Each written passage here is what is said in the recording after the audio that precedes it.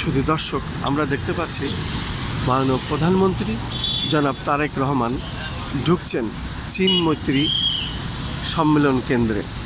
আমরা দেখতে পাচ্ছি উনি যাচ্ছেন এবং চীন মৈত্রীতে উনি প্রবেশ করছেন এই সম্মেলন কেন্দ্রে। আমরা দেখতে পাচ্ছি,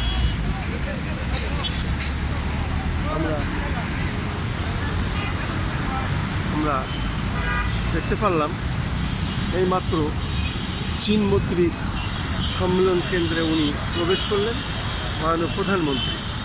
আমরা দেখতে পারলাম ওনার প্রোটোকল নিয়ে উনি ঢুকলেন এবং আজকেই এই জুলাই আন্দোলন সংগ্রামে যারা নিহত হয়েছিলেন, আহত হয়েছিলেন, বন্ধুত্ববরণ করেছিলেন, তাদেরকে নিয়ে, তাদের পরিবারকে নিয়ে উনি আজকে কথা বলবেন। যেহেতু তারা অনেকেই দেশে এবং দেশের বাইরে বিভিন্ন জায়গায় চিকিৎসাধীন অবস্থায় ছিলেন, তাদের কুশল বিনিময় করবেন, তাদের বিষয়ে উনি আলাপ আলোচনা করবেন। আমি দেখতে পাচ্ছি এখানে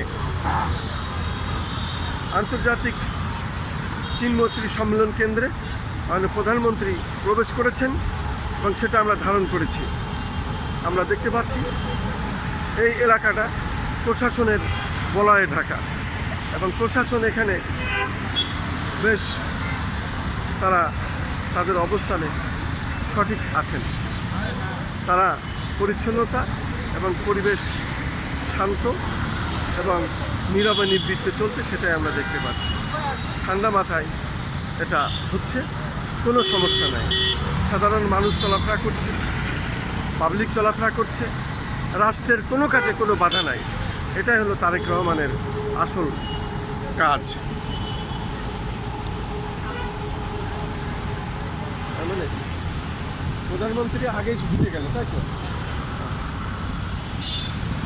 এরপরে আমরা দেখতে পাচ্ছি রাস্তাঘাট একদম আবার স্বাভাবিক নিয়মে চলছে। মানে বোঝাই গেল না যে এখানে মাননীয় প্রধানমন্ত্রী ঢুকলেন, উনি কোনো রকম পাবলিকের কোনো সমস্যার সৃষ্টি করলেন না। উনি যা করেছেন এ পর্যন্ত তার সেটাই উনি দেখলাম বজায় রাখলেন। কোনো রকম কোনো সমস্যা নাই, পাবলিক চলাফেরা করছে। তার মাঝেই মাননীয় প্রধানমন্ত্রী এই আন্তর্জাতিক সম্মেলন কেন্দ্রে উনি ঢুকলেন চীন মৈত্রীর সামনে। আমি সেই দৃশ্যটাই দেখলাম। মূলত প্রশাসন, পুলিশ তারা তাদের কাজ করছে, পাবলিক চলাফেরা করছে, আবার মাননীয় প্রধানমন্ত্রী ঢুকলেন, কোনো সমস্যা নেই, সব কিছুই নিয়মতান্ত্রিকভাবে চলছিল। আসলে এটাই হলো তারেক রহমানের আলাদা একটি বিষয়, সেটাই উনি দেখানোর চেষ্টা করলেন এবং সেটাই আমি দেখলাম, সেটাই আমরা ধারণ করলাম। আমি চীন মৈত্রী সামনে থেকেই আমি সেটা সরাসরি ধারণ করে আমি সেটা দেখানোর চেষ্টা করেছি। আমি খন্দকার মাসুদুজ্জামান, সকাল 9টা থেকে আমরা এখানে উপস্থিত ছিলাম। কোনো রকম কোনো সমস্যা নেই, শান্তিপূর্ণভাবে পাবলিক চলাফেরা করছে, নিরিবিঘ্নে, কোনো সমস্যা হয়নি।